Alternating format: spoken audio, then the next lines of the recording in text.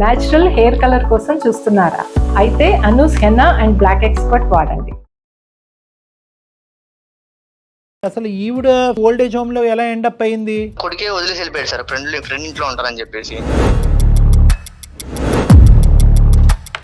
ఆమెతో నాకు ఇంకా అవసరం లేదన్నట్టు మాట్లాడుతున్నాడు సార్. ఎలా సార్ అది కన్న తల్లిని అబ్బాయి వదిలేస్తాడు సార్ చెప్పండి.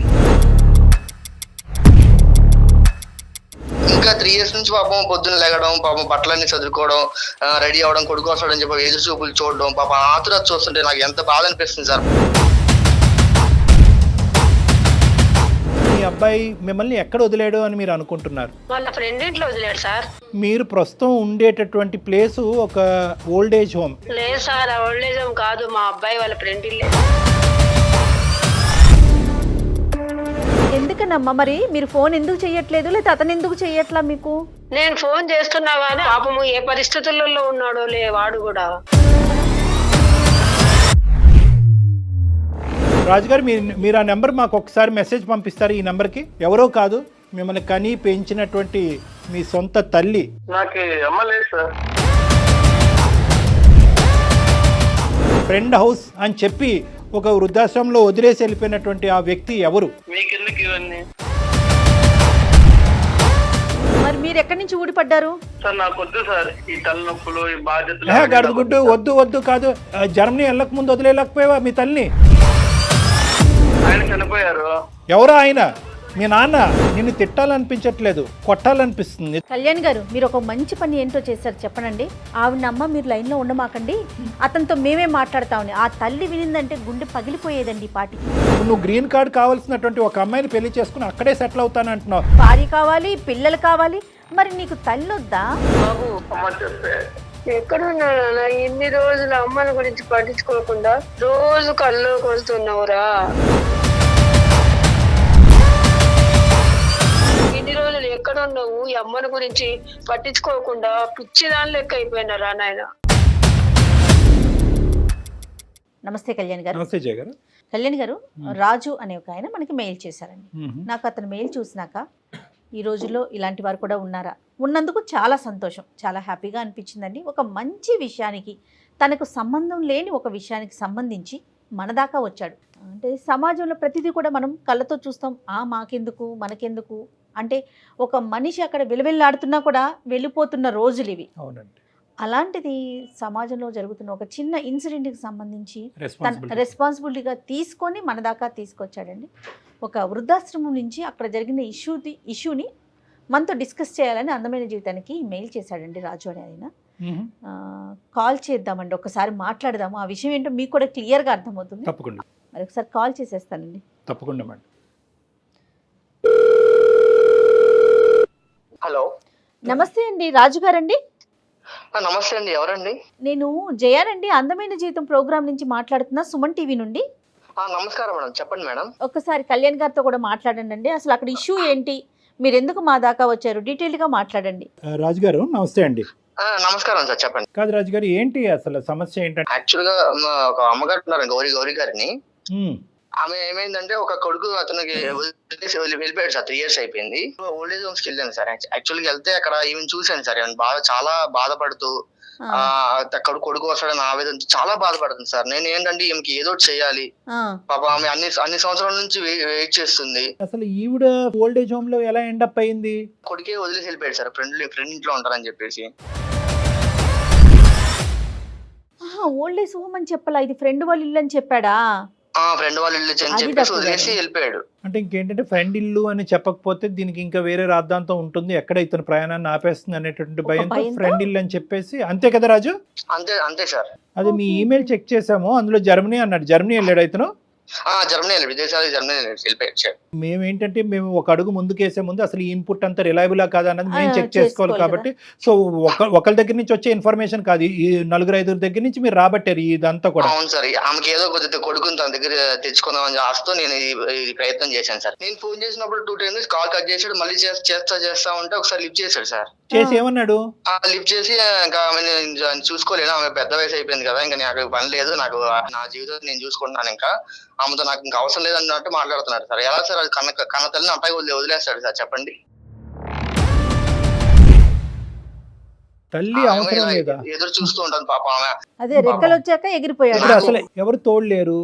తోడలేరు ఇప్పటికైనా ఇప్పుడు ఈ పరిస్థితి అనేటటువంటి దాంతో ఇప్పటికైనా ఈవిడ అవగాహన వచ్చిందా ఈవిడికి? ఇంకా 3 years నుంచి పాపం పొద్దున్న లేగడం, పాపం బట్టలన్నీ చదువుకోవడం, రెడీ అవడం, కొడుకు వస్తాడని చెప్పి ఎదురు చూపులు చూడడం, పాపం ఆతురత చూస్తుంటే నాకు ఎంత బాధ అనిపిస్తుంది సార్. పాపం చెప్పండి, ఆ కొడుకు వస్తాడు ఎక్కడ ఆయన ఏమో రావట్లేదు, ఫోన్ లిఫ్ట్ చేయట్లేదు. నేను మాట్లాడుతుంటేనేమో అతనేమో నాకేం సంబంధం లేనట్టు మాట్లాడుతున్నాడు. అక్కడ ఓల్డ్ ఏజ్ హోమ్ లో వాళ్ళు దాన్ని నిర్వహించే వాళ్ళు కానీ వార్డెన్స్ వాళ్ళు ఉంటారు కదండి, వాళ్ళు ఏమంటున్నారు రాజు గారు? ఏమంటున్నారంటే కొంచెం కేర్ వాళ్ళు ఏం చెప్పారంటే, కొంచెం సుమన్ టీవీని వాళ్ళు అప్రోచ్ అవ్వండి, మీకు ఒక సమస్య అనేది పరిష్కారం చేస్తారంటే మిమ్మల్ని అప్రోచ్ చేయనండి మేడం. Very good. సో మీరు చేసినటువంటి ప్రయత్నాలు ఫలించలేదు కాబట్టి ఒకసారి అందమైన జీవితం ద్వారా ఒక ప్రయత్నం చేద్దామని మీరు అవును సార్ అనుకున్నాను సార్. అవును సార్, మీకు అవ్వట్లేదు సార్, వాళ్ళు చెప్తే ఇలా చెప్పాను సార్. యూజువల్ గా మనం చూసేటటువంటి సందర్భాలు ఏంటంటే జయ గారు, అతనికి పెళ్ళి అయింది, కోడలు వచ్చింది, భార్య వచ్చింది, భార్య ఏమో వచ్చి అత్తగారిని స్వీకరించడానికి రెడీగా ఇక్కడ ఫైనాన్షియల్ కాంట్రిబ్యూషన్ చేయడానికి ఇష్టపడట్లేదు కాబట్టి కొడుకు ఈ విధంగా అని అంటారు. కానీ పేగు తెంచుకొని పుట్టిన కొడుకే వదిలేసి వెళ్ళిపోయినందుకు అలాంటి అసలు అంత సెల్ఫిష్ పర్సన్ ఉన్నందుకు మనం సెల్ఫిష్ అనేది చిన్న పదమే. ఎందుకంటే తల్లి ప్రేమ దగ్గర యూజువల్ గా అన్ని చోట్ల సెల్ఫిష్ అనేది చూస్తాం, కానీ తల్లి ప్రేమ దగ్గర చూడకూడదు కూడా. తల్లి అనేటటువంటి మనిషి అవసరమే లేదు నాకు అనేటటువంటి మాట అతని నోట్లోంచి వచ్చిందంటే కనుక సెల్ఫిష్ అనే పదం చిన్నది అయిపోతుంది. Anyway, all said and done. కాదు, ఇప్పుడు మనం గౌరీ గారితో మాట్లాడాలి అంటే ఎలా రాజు గారు? అంటే మనకు ఇప్పుడు మీరు చెప్పేదంతా కరెక్ట్, ఒక మానవతా దృక్పథంతో మీరు ముందుకొచ్చి చేశారు అనేటటువంటిది మాకు నమ్మకం కలగాలి అంటే గౌరీ గారితో మాట్లాడేదానికి అవకాశం ఉందా? ఆయన ఏమైందంటే నా దగ్గర తెచ్చి పెట్టుకున్నాను సార్, 15 రోజులు అవుతుంది. ఆమె ఇంకే ఏమంటుందంటే, మా కొడుకు వస్తాడు, చాలా రోజులు నేను వెయిట్ చేస్తాను, నా కొడుకు నాకు పక్క నా ప్రేమ ఉంది నా కొడుకు మీద, పక్క వస్తాడని చెప్తే ఆమె అదే ఆతురతతో ఉంది సార్ పాపం. అదేలేండి, బహుశా ఓల్డేజ్ హోమ్ వాళ్ళు అందరూ కూడా అదే మాట చెప్పుంటారు. ఈ రోజు రాజుగారు కూడా అదే చెప్తున్నారు. కానీ ఆవిడ నమ్మకం ఆవిడది. ఎందుకంటే కని పెంచి ఇంత చేసిన తర్వాత కొడుకు అలా ప్రవర్తిస్తాడని ఏ తల్లి మాత్రం అనుకుంటారు? ప్రపంచం అంతా వచ్చి రాడు అని చెప్పినా కూడా వస్తాడు అన్నట్టే మాట్లాడుతుంది ఆవిడ. గౌరమ్మతో మాట్లాడొచ్చా? మాట్లాడచ్చు, నా పక్కనే ఉన్నారు, మాట్లాడచ్చు. అవునా? ఒకసారి. హలో గౌరమ్మ గారు, నమస్తే అండి. నా పేరు నమస్తే సార్. సుమన్ టీవీ అందమైన జీవితం నుంచి నా పేరు డాక్టర్ కళ్యాణ్ చక్రవర్తి. నాతో పాటు జయ గారు కూడా ఉన్నారు. నమస్తే అమ్మా. నమస్తే అమ్మా. ఏంటమ్మా పరిస్థితి ఏంటమ్మా? మీ అబ్బాయి ఎక్కడున్నాడు? ప్రస్తుతం మీరు ఎక్కడున్నారు? మీ అబ్బాయి ఎక్కడో బయట దేశాల్లో ఉన్నాడు అని విన్నాము. ఎప్పుడు వస్తామని అనుకుంటున్నాడు? ఎన్ని సందర్భాల్లో మీరు మాట్లాడు? మా అబ్బాయి వస్తాడు సార్, నన్ను తీసుకెళ్తానని చెప్పి వాళ్ళ ఫ్రెండ్ ఇంట్లో 2 days ఆగు, మనకు వీసా అవి రావాలి కదా, నీకు టైం పడుతుందమ్మా, నువ్వు ఇక్కడ ఉండు, నేను పని చూసుకొని అన్ని అక్కడ సెటిల్ అయ్యి నేను తీసుకెళ్తాను అన్నాడు సార్. మా అబ్బాయి ఖచ్చితంగా వస్తాడు సార్. ఎంతకాలం వస్తే సంతోషమేనమ్మా. మీకు ఎంత ఆనందం, మాకు అంతే ఆనందం. మీ అబ్బాయి రావాలనే మేము కోరుకుంటున్నాము. కానీ ఎంతకాలం బట్టి మీ అబ్బాయి వస్తాడు అని వెయిట్ చేస్తున్నాడు? మీ అబ్బాయి మిమ్మల్ని ఎక్కడ వదిలేడు అని మీరు అనుకుంటున్నారు? వాళ్ళ ఫ్రెండ్ ఇంట్లో వదిలేడు సార్. ఇప్పుడు మీరు ఉండేది మీ అబ్బాయి వాళ్ళ ఫ్రెండ్ ఇంట్లోనా అమ్మా? ఫ్రెండ్ ఇంట్లో ఉంటే ఇంకొక అబ్బాయి వచ్చి తీసుకొని వచ్చాడు. ఇప్పుడు ఎన్ని రోజులైంది ఈ అబ్బాయి దగ్గరికి వచ్చి? 15 రోజులు అవుతుంది తీసుకొచ్చి. అమ్మా, ఇప్పుడు ఇతను చెప్పినటువంటి ఒక్క అంశమే కాదు, మేము కూడా బ్యాక్గ్రౌండ్ లో మా ఎంక్వైరీస్ మేము చేసుకుంటాం. కానీ మీరు ప్రస్తుతం ఉండేటటువంటి ప్లేస్ ఒక ఓల్డ్ ఏజ్ హోమ్. లేదు సార్, ఓల్డ్ ఏజ్ హోమ్ కాదు, మా అబ్బాయి వాళ్ళ ఫ్రెండ్ ఇల్లే. సరే, అది ఎవరి ఇల్లు అన్నది తర్వాత మాట్లాడదాము. ఎన్ని సందర్భాల్లో ఈ 3 సంవత్సరాలతో మీ అబ్బాయి మీకు ఫోన్ చేశాడు, లేదంటే మీరు ఫోన్ చేసినప్పుడు మీ అబ్బాయి ఫోన్ ఎత్తాడు? సరే, ఎప్పుడు తీసుకెళ్తా అన్నాడు? తీసుకెళ్తానమ్మా, ఇక్కడ అన్ని కొంచెం చూసుకొని నేను సెటిల్ అయ్యి ఉద్యోగం చూసుకోవాలి కదా. ఇది ఎప్పుడు మాట? వస్తానని చెప్పాడు.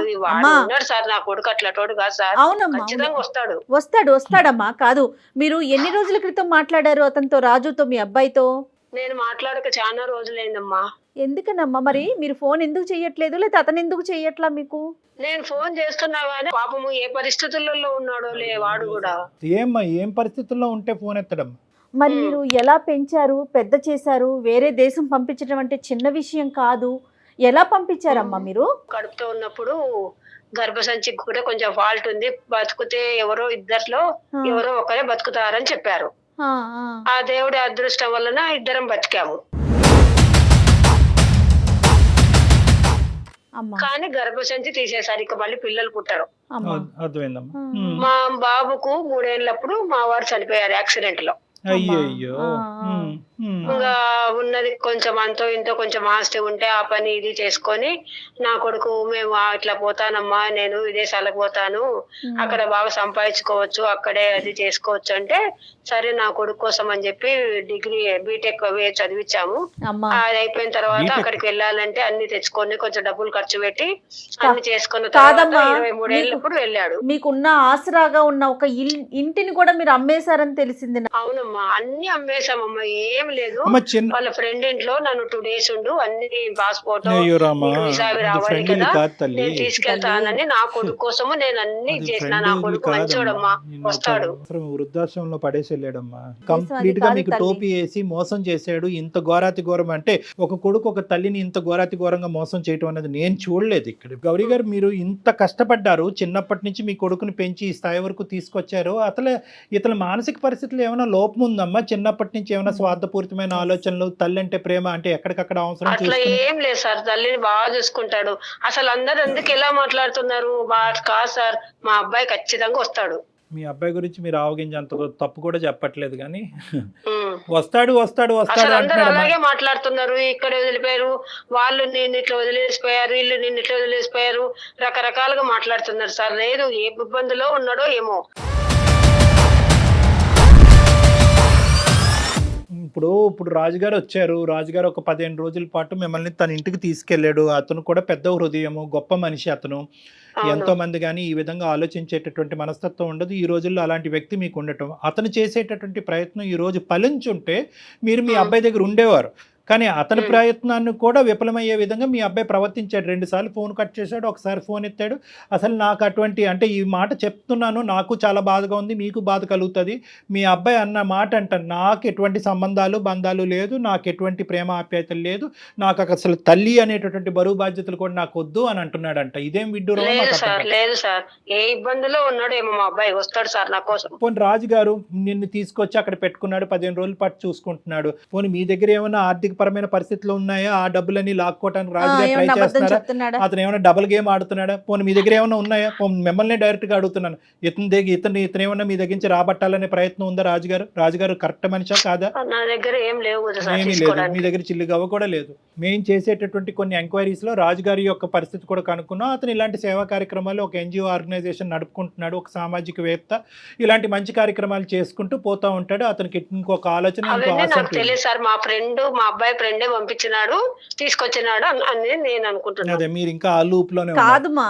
3 ఏళ్ళు అవుతుంటే గౌరమ్మ ఒక 5 నిమిషాలు మీతో మాట్లాడడానికి టైం లేదా అతనికి? మీరు ఇబ్బందులలో ఉన్నాడు, 24 గంటలు తల్లితో మాట్లాడటానికి ఒక 5 నిమిషాలు కేటాయించలేడా రోజులో? మాట్లాడతాడు, వస్తాడు. నా కొడుకు నా కోసం ఖచ్చితంగా వస్తాడు. సరే, మీ బలమైన నమ్మకమే ఫలించాలని మేము ఇప్పటికీ కూడా అనుకుంటున్నాం. మా తరపున మేము కూడా ఒక ప్రయత్నం చేసి అసలు అతను ఏమంటాడు అనేది, ఎందుకంటే తల్లిగా మీరు అంత బలంగా మీ అబ్బాయిని ప్రేమిస్తూ అతనే వస్తాడు, కాపాడుతాడు అనేటటువంటి ఆలోచన మేము రివర్స్ చేయాలని అనుకోవట్లేదు. పెంపకంలో మా అబ్బాయిలో అట్లాంటి ఫాల్ట్ ఏమన్నా ఉంటే నాకు తెలిసేది కదా సార్. అలాగా ఎప్పుడు బిహేవ్ చేయలేదు. పాయింట్ అదే మాకు విచిత్రంగా అనిపిస్తుంది. ఎందుకంటే అతని యొక్క స్వార్థపూరితమైనటువంటి ఆలోచనతో డబ్బులు ఇక్కడ తీసేసుకుని విదేశాలు వెళ్ళిపోయి అతని అవసరాలు తీర్చుకునేటటువంటి వ్యక్తిత్వం ఈ 21-22 సంవత్సరాల్లో ఒక అవగింజంతో కనిపించట్లేదు మీకు. సో మీ మనసులో ఉండేటటువంటి, ఒక్క నిమిషం వినండి గౌరమ్ గారు, మీ మనసులో మీ కొడుకు మీద ఉండేటటువంటి ప్రేమ, ఏదైతే అభిప్రాయం ఉందో అది మేము మార్చాలి అని అనుకోవట్లేదు. అసలు అతని మనసులో ఏం దాగి ఉంది అనేది ఒకసారి ఫోన్, అతను డైరెక్ట్గా జర్మనీ అయినా కూడా మేము కనెక్ట్ చేస్తాము.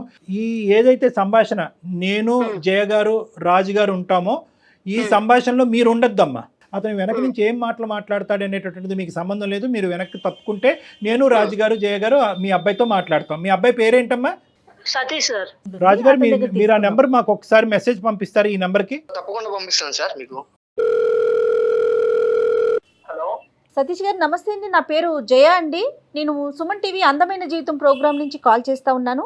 నాతో పాటు డాక్టర్ కళ్యాణ్ చక్రవర్తి గారు కూడా ఉన్నారు. మీతో ఒక చిన్న విషయం మాట్లాడదామని కాల్ చేశామండి. Is it right time? ఒక్క నిమిషం అండి, డాక్టర్ గారు మాట్లాడతారు. బాబు సతీష్, నమస్తే నాన్న. 2 దేశాల మధ్యన యుద్ధం ఎలా అయితే జరుగుతుందో ఆ యుద్ధానికంటే పెద్ద ప్రాబ్లం ఇది. కాసేపు ఓపిక్గా మీరు వినాలి అని మేము ఆశపడుతున్నాము, కోరుకుంటున్నాము. తొందరపడి ఫోన్ కట్ చేయకండి, ఎందుకంటే ఇది ఇంటర్నేషనల్ కాల్.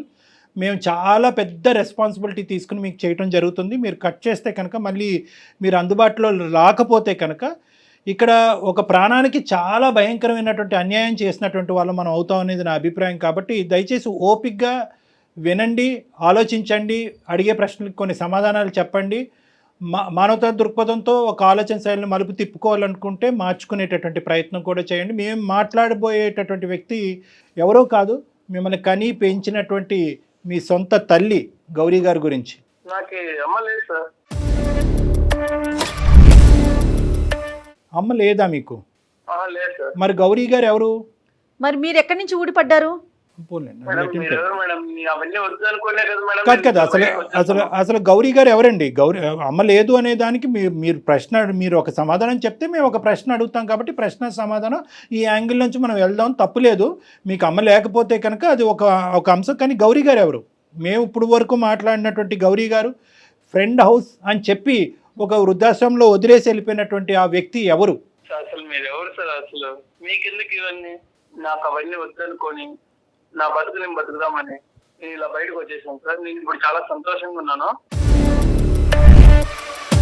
ఏమండి, నేను ఎవరు అని అడిగారు కాబట్టి నేను చెప్తున్నాను. నేను ఒక మనిషిని, ఓకే, మానవత్వం ఉండేటటువంటి ఇద్దరు మనుషులు ఇక్కడ అందమైనటువంటి జీవితంలో ఉన్న కార్యక్రమాల్లో కూర్చుని మానవత్వాన్ని కాపాడేటటువంటి ప్రయత్నంలో ఒక నలుగురికి సహాయపడాలనేటటువంటి ఉద్దేశంతో, ఇంకా మానవత్వాన్ని చంపేయకుండా దాన్ని నరికి పోగులు పెట్టకుండా కాపాడేటటువంటి ప్రయత్నం చేసేటటువంటి ఒక ఆలోచన శైలితో ప్రయత్నం చేసుకుంటూ ముందుకు వస్తున్నాయి ఇద్దరు మనుషులు మేము. మీరు మనిషి అయితే కనుక, మళ్ళీ చెప్తున్నాను, మీరు మనిషి అయితే కనుక ఒక్క 2 నిమిషాలు కూల్గా కూర్చుని మేము అడిగేటటువంటి 2-3 మాటలకి సమాధానం చెప్పండి చాలు. గౌరీ గారు ఎవరు? మీరు ఎవరైనా వాట్ ఎవర్, అదంతా నేను నా సంతోషం కోసం, నా బతుకు కోసం ఓల్డేజ్ హోమ్ లో చేయడం జరిగింది. ఆవిడ బయటకు వచ్చాను, నా కష్టాలు నేను పడుతున్నాను, నా బతికేదో బతుకున్నాను. మంచిదే, అమ్మ లేదనుకున్నాను. మీ బ్రతుకు మిమ్మల్ని బతకద్దని ఎవ్వడూ అనలేదు, మీ భవిష్యత్తును చూడొద్దని ఎవరు అనలేదు, మీ సుఖాలు మిమ్మల్ని అనుభవించొద్దని ఎవరు అనలేదు. వినండి, ఒక్క నిమిషం, ఇవన్నీ అనుభవించండి, ఈ సుఖాలని మీ భవిష్యత్తును నిలబెట్టుకోండి, 1కి 100 కోట్లు సంపాదించండి, దాని గురించి మేము అనట్లేదు. మీ తల్లి మీకు చేసిన అన్యాయం ఏంటి, పాపం ఏంటి? తల్లి నీకు ఏ విధంగా భారమైంది? నాకు వద్దు సార్ ఈ తలనొప్పులు, ఈ బాధ్యతలు. గడుగుడ్డు వద్దు కాదు. జర్మనీ వెళ్ళక ముందు వదిలేకపోయావా మీ తల్లిని? వద్దేంటయ్యా, వద్దు, నీ ఇష్టం ఏంటి? అసలు బంధాలను వద్దంటే కాదు కళ్యాణ్ గారు, అసలు ఆవిడే లేకపోతే తను ఎక్కడి నుంచి వచ్చాడండి? ఈ రోజు జర్మనీలో కూర్చొని ఎలా మాట్లాడగలుగుతున్నాడు? ఏ వయసు అప్పుడు మీ నాన్నగారు చనిపోయారు? ఏం మాట్లాడుతున్నారు మీరు సతీష్ గారు? చిన్నప్పుడే చనిపోయారు. చనిపోయిన తర్వాత ఎవరు చూసుకున్నారు? ఎవరు నిన్ను కాపాడారు? ఎవరు చదివించారు? ఎవరు నీకు గోరుముద్దలు తినిపించారు? ఎవరు నీ ఆలన పాలన చూసుకున్నారు? నీకేమైనా డిమెన్షియా, మెమరీ లాసా? అక్కడ ఇండియాకి వచ్చి ఇప్పుడు ఆమెతో ఉండి ఆమె సేవలు చేసుకుంటూ కూర్చోవాలా సార్? అరే రావద్దురా బాబు, నువ్వు ఇండియా రావద్దు. నిన్నెవడు రమ్మని చెప్పాడు? నువ్వు ఇండియా రావద్దు. కానీ ఇక్కడ నీకు ఒక తల్లి అనేటటువంటి ఒక వ్యక్తి ఉంది కదా, ఆవిడ బాగోగులు చూసుకోవాల్సినటువంటి బాధ్యత నీకు ఉంది కదా. ఇంత స్వార్థం నేను ఎక్కడ చూడలేదు నానా. ఆవిడ ఒక ఆలనా పాలన చూసుకోవాలా? ఆవిడ తిండి తింటుందా? ఆవిడ ఆరోగ్య పరిస్థితులు ఏంటి? ఆవిడ పరిస్థితి ఏంటో తెలుసా? లైన్లో రాజుగారు ఉన్నారు, అతను చెప్తాడు కావాలంటే ఎంత భయంకరంగా ఉందో ఆవిడ పరిస్థితి. ప్రతిరోజు అంటాకంటే నువ్వు వస్తావని చెప్పి విమానంలో ల్యాండ్ అవుతావు, ఆవిడ ఇంటి ముందు ల్యాండ్ అవుతావు అని చెప్పి పెట్టి బేడ సర్దుకుని విమానం ఎక్కించుకుని వెళ్తావని చెప్పి పిచ్చిది వెయిట్ చేస్తుందంట. ఆవిడ మానసిక పరిస్థితి ఎలా ఉందో, నీ తల్లి మానసిక పరిస్థితి నీకు అర్థం అవుతుందా? నాకు ఆ బరువు బాధ్యతలు అవన్నీ నాకు వద్దు సార్. నాకు ఆ తలకాయనప్పుడు వద్దు. నేను ఇక్కడ మంచిగా సెటిల్ అవుదామని వచ్చాను. నేను ఇక్కడే మ్యారేజ్ చేసుకుని, ఇక్కడే అమ్మాయిని మ్యారేజ్ చేసుకుని, గ్రీన్ కార్డ్ తీసుకుని ఇక్కడ హ్యాపీగా ఉంటాను. నాకు ఆవిడ వద్దు సార్. వద్దు అని చెప్పడానికి కారణం ఏంటి సతీష్? నిన్ను తిట్టాలనిపించట్లేదు, కొట్టాలనిపిస్తుంది. నిజంగా నేను ఈరోజు నిజంగా ఎప్పుడు నేను ఈ మాట అనలేదు, కొట్టాలని అనిపిస్తుంది. అసలు అతను ఏం మాట్లాడుతున్నాడు? కాన్షియస్ లో ఉండి అసలు ఉన్నావా? మాట్లాడుతున్నాడా? పోనీ ఒక్క అంశం చెప్పు. మీ తల్లి గారి గురించి మొత్తం 21, 22 నువ్వు బీటెక్ చదివి కంప్లీట్ చేసి ఆమె జర్మనీ ఆవిడ ఆస్తులన్నీ అమ్మేసుకుని ఆ డబ్బులతో అక్కడ పారిపోయావు కదా. అప్పటి వరకు మీ తల్లి నీ జీవితంలో చేసినటువంటి ఒక్క ఆవగింజంత అన్యాయం, కష్టం, నష్టం ఏదన్నా ఉంటే నాకు చెప్పు. ఏం చేశారు సార్? తన్నారు, ఆయన చనిపోయారు. ఎవరు ఆయన? మీ నాన్న? ఆయన అంటే ఆయన ఏంటయ్యా? ఏం మాట్లాడుతున్నావు నువ్వు? చనిపోయారు. అయితే వెళ్ళిపోయారు. ఆ తర్వాత మీ అమ్మ వెళ్ళి ఇంకో 2 పెళ్లిళ్ళు చేసుకుందా? ఆమె ఏమి వదిలేయలేదు కదా నిన్ను. నా జీవితం గురించి నేనే ఆలోచించుకొని ఆ ఉన్న డబ్బులతో, ఆ ఉన్న ఆస్తితో నేను చదువుకొని వీడేదో సంపాదించినట్టు మాట్లాడుతున్నాడు. అలా కాదయ్యా, మీ అమ్మ పడినటువంటి కష్టం ద్వారా వచ్చినటువంటి పైసాతో నువ్వు చదువుకున్నావు కదా. ఎందుకు నీ బ్యాక్గ్రౌండ్ ఎందుకు మర్చిపోతున్నావు? నీకేమైనా మెంటల్ ప్రాబ్లం ఉందా? డిమెన్షియా ఉందా? మరుపు ఉందా? ఎందుకంటే నార్మల్ స్థాయిలో ఉండేటటువంటి చదువుకున్నటువంటి పిల్లలు చదువు అసలు ఆ సందర్భం తల్లి కొడుకుల ప్రేమకి చదువు అనేటటువంటిది ఆ సందర్భం. కానీ నువ్వు చదువుకున్నావు, ఎంత బాధలు పడుతూ నిన్ను ఈ స్థాయి వరకు తీసుకొచ్చింది. ప్రతి అంశం చూసిన తర్వాత ఇంత నువ్వు కఠినంగా మాట్లాడుతున్నావు అంటే కనుక అసలు నీ మైండ్ ఉందా పోయిందని నాకు డౌట్గా ఉంది. ఆ బంధాలు బంధుత్వాలు నాకు వద్దనుకుని నేను ఒక్కడిగా వచ్చేస్తాను సార్. ఎందుకు నాన్న? ఇప్పుడు నువ్వు గ్రీన్ కార్డ్ కావాల్సినటువంటి ఒక అమ్మాయిని పెళ్లి చేసుకుని అక్కడే సెటిల్ అవుతాను అంటున్నావు. అంటే గ్రీన్ కార్డ్ గురించే చేసుకుంటావా, లేదంటే ఒక బంధం గురించి చేసుకుంటావా? బంధాలు ఈ బంధాలు వద్దు కానీ ఆ బంధాలు కావాలా నీకు? నీకు పెళ్లి కావాలి, భార్య కావాలి, పిల్లలు కావాలి, మరి నీకు తల్లి వద్దా? ఏ విధంగా నీ తల్లి బరువు అయింది? ఏ విధంగా నీ తల్లి నీకు అన్యాయం చేసింది నీ జీవితంలో? ఒక్క మాట నాకు చెప్పినాన్న. నిన్ను తిడితే కనుక ఫోన్ పెట్టేస్తావు అని భయంతో ఇంకా తిట్టలేకపోతున్నాను. నువ్వు తిడితే కనుక నువ్వు ఫోన్ పెట్టేస్తావు. ఫోన్ పెట్టేస్తే కనుక నువ్వు నాకు దొరకవు. నాకు దొరకకపోతే ప్రపంచంలో ఎవరికి దొరకవు. ఆవిడ జీవితాంతం అలా పెట్టి సర్దుకుని మేకప్ వేసుకుని ఆవిడ చీర బొట్టు పెట్టుకుని అలా కూర్చుని నువ్వు వస్తావు వెయిట్ చేస్తూ ఆవిడ పిచ్చిదైపోద్ది. కళ్యాణ్ గారు, మీరు ఒక మంచి పని ఏంటో చేశారు చెప్పనండి. ఆవిడమ్మ మీరు లైన్లో ఉండమాకండి, అతనితో మేమే మాట్లాడతామని. ఆ తల్లి వినిందంటే గుండె పగిలిపోయేదండి ఈ పాటికి. అతను మాట్లాడే మాటలకి. రాజుగారు అప్పుడప్పుడు ఇతను మేము మాట్లాడితే ఇతను నమ్మట్లేదు. ఒక్కసారి మీ వర్డ్స్ లో ఆవిడ ఎంత భయంకరమైనటువంటి పద్ధతి. ఏమండి ఒక్క నిమిషం సతీష్ గారు, రాజు గారు ఒక ఎన్జిఓ ఆర్గనైజేషన్ నుంచి వచ్చినటువంటి ఒక పెద్ద మనిషి, ఒక మానవతా దృక్పథం ఉండేటటువంటి ఒక సంఘ సేవకుడు. అతను ఏంటంటే ఆ వృద్ధాశ్రమంలో చాలా మందిని చూశాడు. కానీ అందరికంటే భయంకరమైనటువంటి పొజిషన్ ఈవిడ చూసి ఇతను మనసు ఇది బాధ కలిగి అతను ఏం చేశారంటే మీకు ఫోన్ కలిపాడు. మీరు ఏం చేశారు? 2 సార్లు ఫోన్ కట్ చేశారు. యాజ్ యూజువల్ మీకు అలవాటే కదా ఫోన్లు కట్ చేయటం.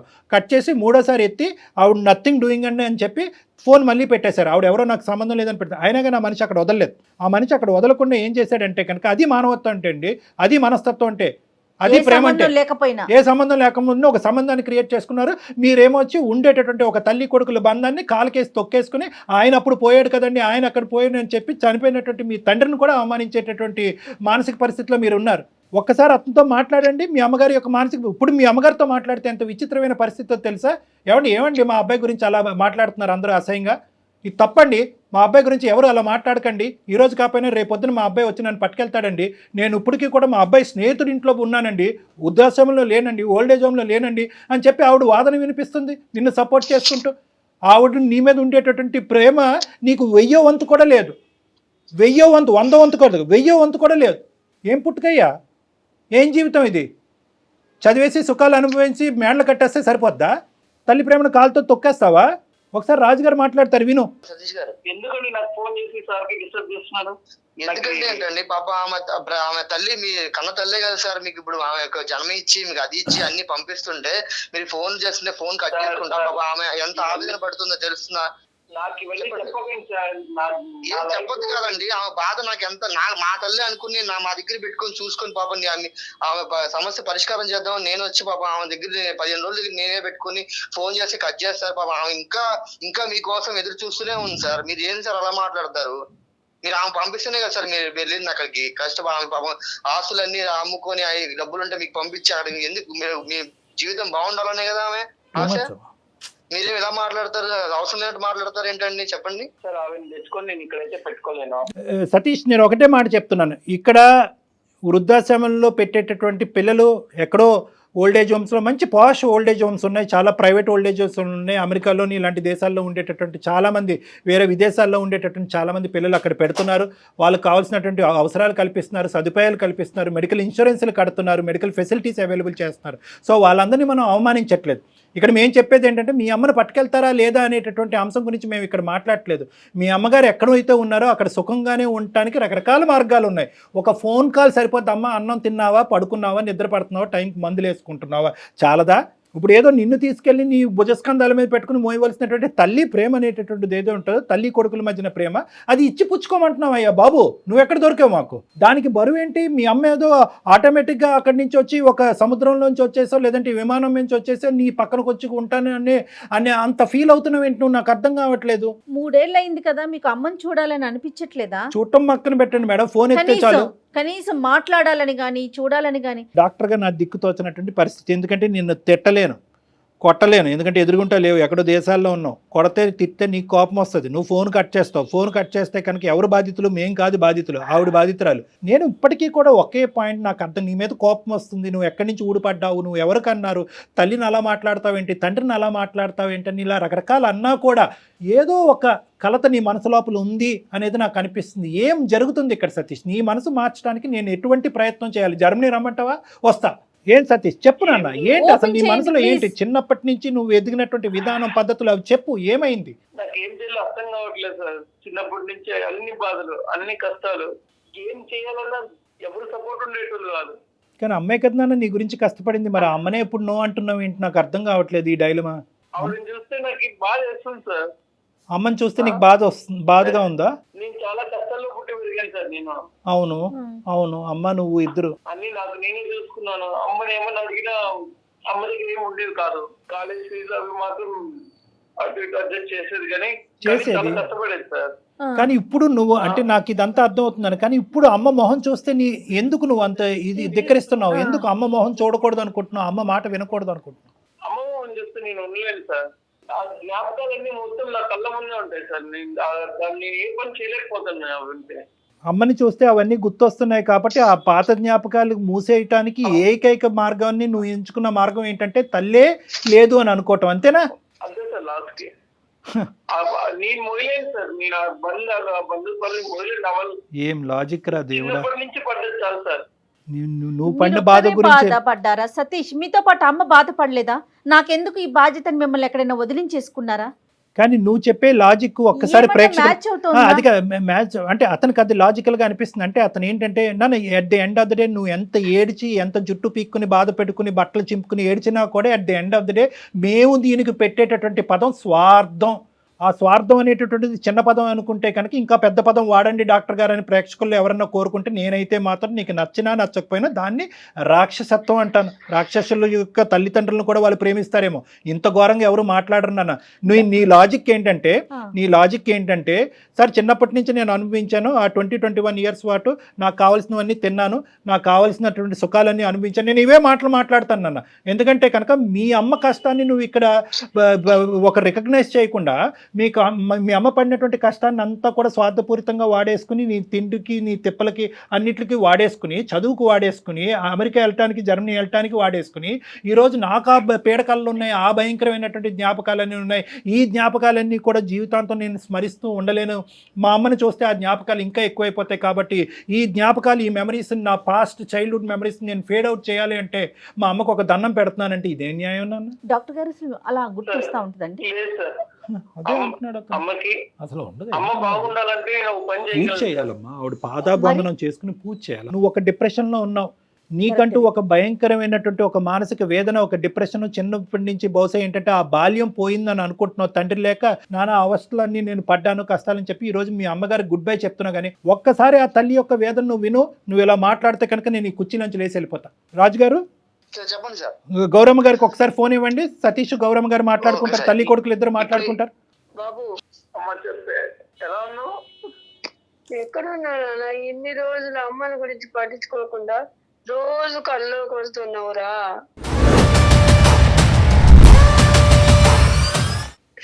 ఇలా వదిలేసి వెళ్ళిపోయావు.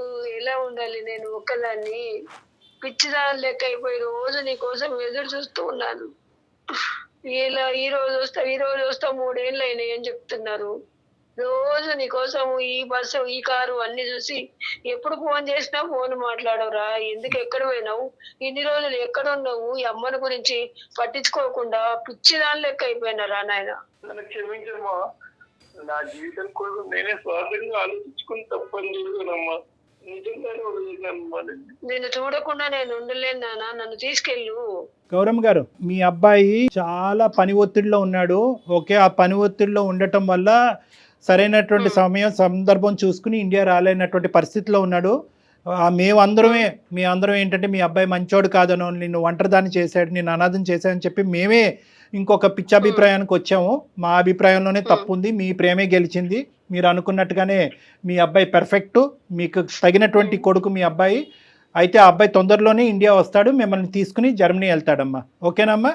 Okay sir. ఓకే ఓకే మీరు ఒక్క 2 నిమిషాలు మీరు పక్కకు తప్పుకుని ఒకసారి మన రాజు గారికి ఫోన్ ఇవ్వండి అమ్మా. హలో రాజుగారు చెప్పండి సార్. ఇప్పుడు మనం మాట్లాడుకునేది చెప్పండి. మళ్ళీ ఆవిడకి వినిపించకూడదు, ఎందుకంటే ఇది ఓన్లీ ఏంటంటే మన నలుగురు మధ్యనే ఉండాలి ఈ అంశం. ఎందుకంటే ఈ అబ్బాయి ఆలోచన శైలిలో ఇటువంటి యాంగిల్ ఉన్నది అనేది కల్లో కూడా తల్లి వరకు తెలియకూడదు. ఓకేనా? అవును. ఓకే.